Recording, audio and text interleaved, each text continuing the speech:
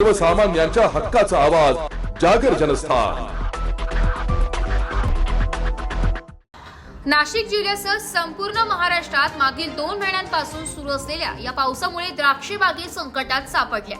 द्राक्ष बागेवर डावणी, करपा, मावा आदींचा प्रादुर्भाव दिसत आहे। सतत 2 महिन्यांपासून सुरू असलेल्या पावसामुळे पुढील वर्षाच्या द्राक्ष हंगामासाठी घड निर्मितीच्या सबकेट झालेल्या काड्या बनवण्यासाठी अडचणी येते। सततच्या पावसामुळे बागेत औषधं फवारणीसाठी मोठी कसरत करावी लागते। घड निर्मितीसाठी काडीला लागणारे सूर्यप्रकाशाची मुख्य भूमिका असते। तीच या 2 महिन्यात कमी प्रमाणात ऊन मिळाल्याने द्राक्ष बागायतदार यांच्या मनात भीतीचे वातावरण निर्माण झाले।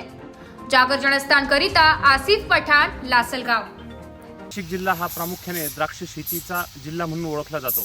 नाशिक जिल्ह्यामध्ये मोठ्या प्रमाणात द्राक्षाची शेती केली जाते। आता सध्याचा जो सीझन आहे तो द्राक्ष शेतीचा, काडी पक्वतेचा आणि गर्भधारणेचा हा वेळ आहे सध्याची। मात्र गेल्या 2 महिन्यापासून सातत्याने पाऊस पडत आहे। कमी अधिक प्रमाणात सातत्याने पडत असणाऱ्या पावसामुळे एक तर पहिली गोष्ट झाडाची कार्यक्षमता आणि अन्न निर्माण करण्याची क्षमता कमी झाली, कारण सूर्यप्रकाश 2 महिन्यांपासून झाडांना मिळालेला नाही। त्यातच सातत्याने पडणाऱ्या पावसामुळे डावणी, मिडल्यू आणि करपा यासारखे रोग मोठ्या प्रमाणात द्राक्ष बागांवर दिसत आहे। याचा दुसरा परिणाम असा झाला की काही रस शोषक किडी आणि अळया, कोळी यासारख्यांचा सुद्धा प्रादुर्भाव द्राक्ष शेतीवर मोठ्या प्रमाणात होत आहे। सातत्याने पडणाऱ्या या पावसामुळे फवारणी करण्यासाठी सुद्धा शेतकऱ्यांना वेळ मिळत नाही।